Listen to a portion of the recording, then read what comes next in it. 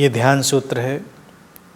Meditation happens when you come to know the futility and falseness of achievement and failure, gathering and renunciation, praise and criticism, recognition and rejection.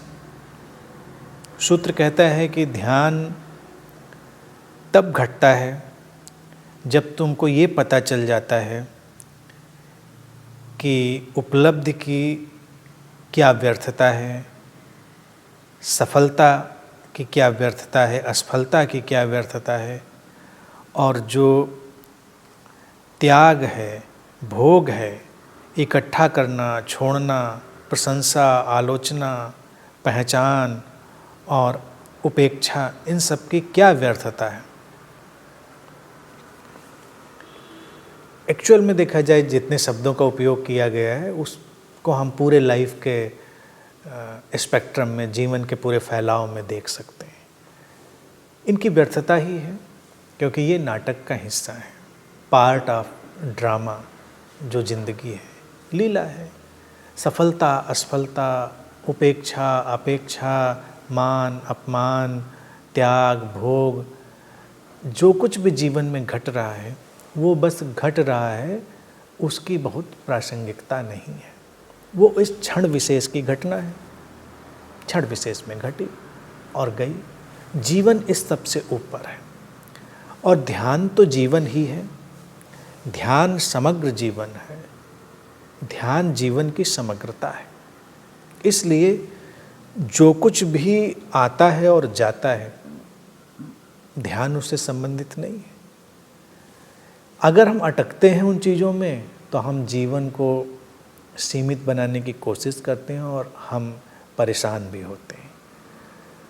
सफलताएं आती हैं, असफलताएं आती हैं, जाती हैं, चली जाती हैं, उनमें अटकना नहीं है। मान और अपमान में नहीं अटकना है। जीवन में जो त्याग और भोग जैसी घटनाएं भी हैं जिन पर धर्म का तमाम फैलाव टिका हुआ है, वो भी घटती हैं।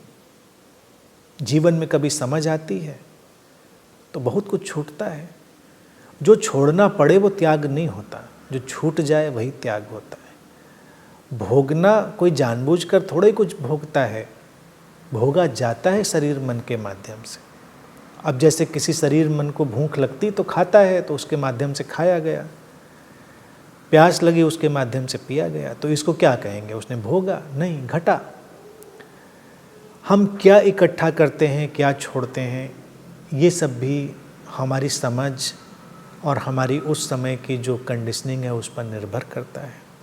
समझ बदलती जाती है, कंडीशनिंग बदलती जाती है, जीवन में जागृति के तल खुलते जाते हैं तो जीवन का सारा घटनाक्रम बदलता चला जाता है। बदलाव जो घट रहा है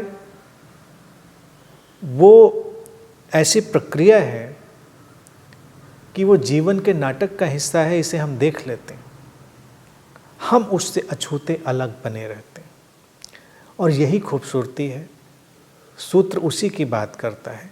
अगर पूरे बड़े इसको हम परिप्रेक्ष्य में देखें तो ये पूरे जीवन को लीला में बना देने की बात है। और जीवन लीला में तभी बनता है जब हम देख लेते हैं कि हम करने वाले नहीं, हम करने वाले नहीं तो कोई दूसरा भी करने वाला नहीं।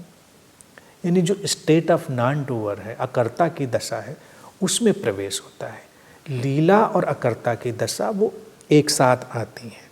और फिर जब सब घटता है तो अटकना फिर किस बात में कि जो होना है सो होना है। तुम्हारे माध्यम से जो घटेगा सो घटेगा, दूसरे के माध्यम से भी जो घटेगा सो घटेगा। इस लीला में बस बहते जाना है। उसको इस तरह से नहीं लेना है कि हम बहुत व्यक्तिगत रूप से आइडेंटिफाई करें, उसे तादात्म्य बनाएं और पीड़ित हों। अगर तुम्हारा सम्मान कभी घटे तो बस देखें कि सम्मान की घटना घटी है, इस शरीर मन के माध्यम से घटी है तो ठीक है, कोई बात नहीं। लेकिन अगर तुम सोचो कि तुम्हारा सम्मान किया जा रहा है तुम अटक जाओगे।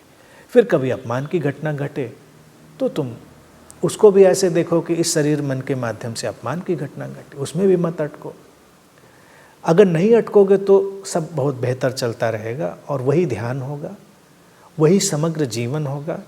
अब जैसे इस पर हम देखें कि एक बड़ी प्यारी सी मुझे सूफ़ी कहानी याद आती है। कहते एक फ़कीर था, तो एक बार एक युवा लड़की गर्भवती हो गई, शादी हुई नहीं थी, तो विवाद हुआ। वो अपने प्रेमी को बचाना चाहती थी, तो वहीं पर एक सूफ़ी फ़कीर था उस गांव में, उसने उसका नाम ले दिया कि ये इसका पिता है बच्चे का। लोगों ने उसको काफ़ी अपमानित किया, और जब बच्चा हुआ तो जाके उसको दे आए कि तुम्हारा बच्चा है। वो कुछ नहीं बोला, उसने कहा ठीक है। वो बच्चे को पालने पोसने लगा। अब बाद में उस लड़की में मोह जगा, उसको लगा कि मुझे अपना बच्चा चाहिए, तो उसने बता दिया कि वो बच्चा मेरा है और ये इसका पिता ये लड़का है, ये मेरा प्रेमी है, हम दोनों शादी करेंगे।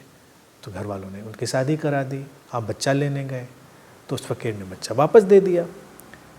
उसने कहा ठीक है। तो उन्होंने कहा बच्चा तुम्हारा नहीं हमारा है, हम ले जाएंगे। उन्होंने कहा ठीक है।